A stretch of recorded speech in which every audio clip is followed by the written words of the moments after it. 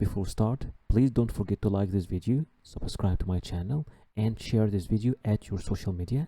And if you have any question or inquiry, you can write it down there in the comment section or contact me directly at my Instagram.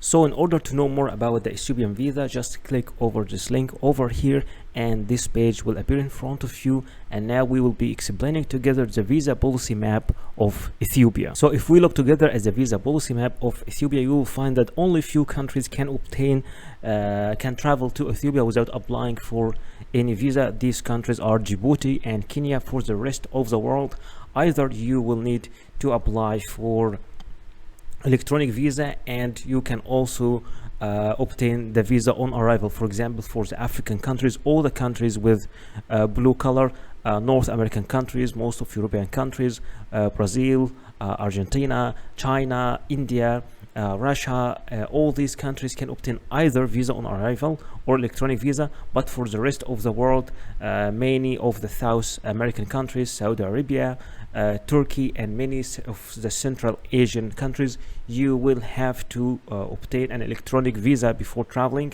And there are very few countries that will have to apply for visa through the embassy, like Syria and Pakistan. In order to apply for e-visa for Ethiopia, you can obtain it by clicking over this link, www.evisa.gov.et, and once you click over this link, this page will appear in front of you, and this is the official website for obtaining electronic visa for Ethiopia. In case you can only apply for the Ethiopian visa through the embassy, you can find the visa application form by clicking over this link over here.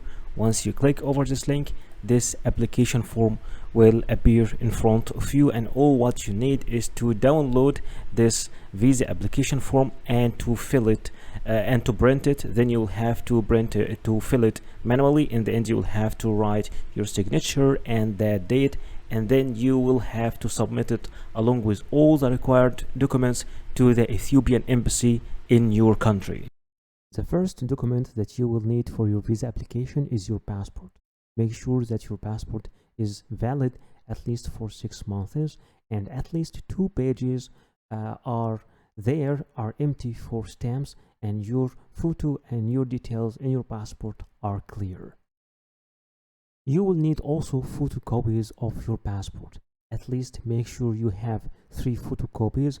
Sometimes they require only a photocopy of the data pages, but sometimes you will need also to photocopy the stamps pages and the other visas you have in your passport. You will also need to submit personal pictures. Make sure that your picture is new, not older than 6 months, with a white background, unless the embassy or the visa office tell you something else, and with clear face details. You will also need a visa application form. This visa application form could be filled and submitted online. Other visa application form could be filled on computer, then printed and signed, and other visa application form need to be filled manually. All depend on your destination and the type of the visa you're applying for.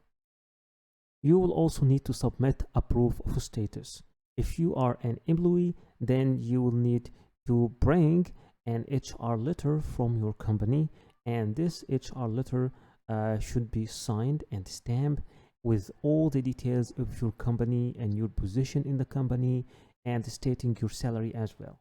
If you are a business owner, then you need to submit all the documents that you have that can prove that you own a business. If you are a student, then you will need to ask your university to give you an admission letter.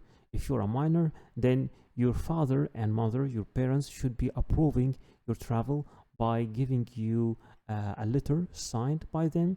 If you are jobless, then try to approve your means of funds.